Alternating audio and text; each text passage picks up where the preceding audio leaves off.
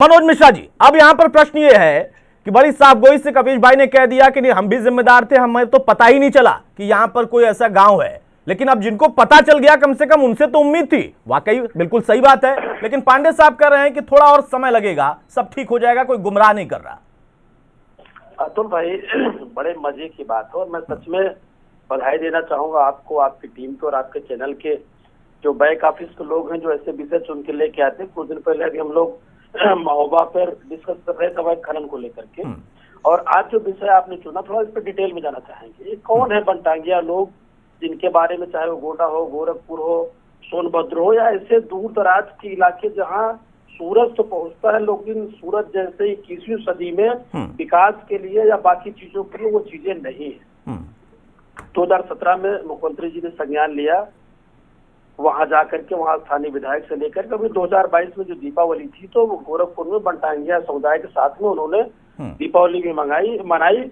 लेकिन जहां तक पूर्ण विकास की बात कर ले, देखिए जब अंग्रेजों देश गुलाम था, अंग्रेज की सरकार थी, तो वनों की रक्षा के लिए और वनों में नए पेड़ लगाते रहे ताकि चीजें ठीक रहे। ये बनटांगिया वहां के वही रह गए, ये बेसिकली किसान थे और इनको ये परमिशन थी कि वनों के बीच में 9-9, 10-10 फुट की जो जगह खाली होगी उसको खेती में इस्तेमाल करेंगे अपने भरण पोषण को लेकर के, और वही इनका आवास होगा। तो ये अतुल भाई, चूंकि मुझे समय मिलता है इन सब चीजों में काम करने का, जो स्थितियां अंडमान निकोबार में बहुत प्रजातियों की वैसी स्थिति की जिंदगी ये लोग जीते रहे हैं।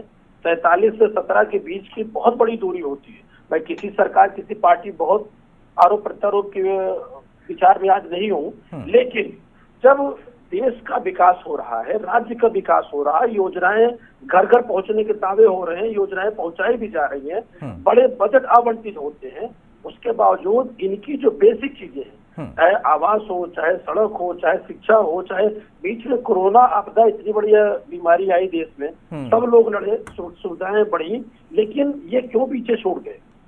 और ये जो एक अहम मुद्दा, मैंने इसलिए शुरुआत में आपसे कहा था, ये विषय बहुत गूढ़ और बहुत अहम है, इनको भी आपको जोड़ना पड़ेगा। क्योंकि बिल्कुल मैंने इतने लोगों को जिक्र आपसे इसलिए जोड़ दिया कि गोंडा की घटना के साथ ही गोरखपुर से लेकर के उन दूर दराज विकसित शहरों या विकसित ग्रामीण से अंतर, अभी इस तरीके का जो परिदृश्य है जमीन आसमान का, उसको पांडे जी ठीक करना पड़ेगा।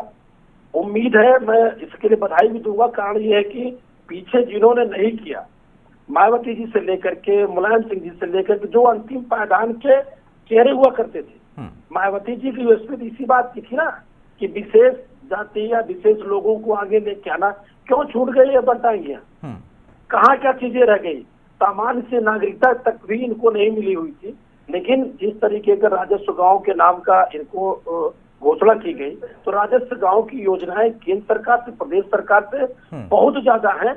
अब आधारित है कि सरकार कितना उन अधिकारियों पर डंडा चला कि इनको पहुंचा सकती है, चाहे वहाँ का डिस्ट्रिक्ट मजिस्ट्रेट हो, चाहे वहाँ के एसडीएम हो।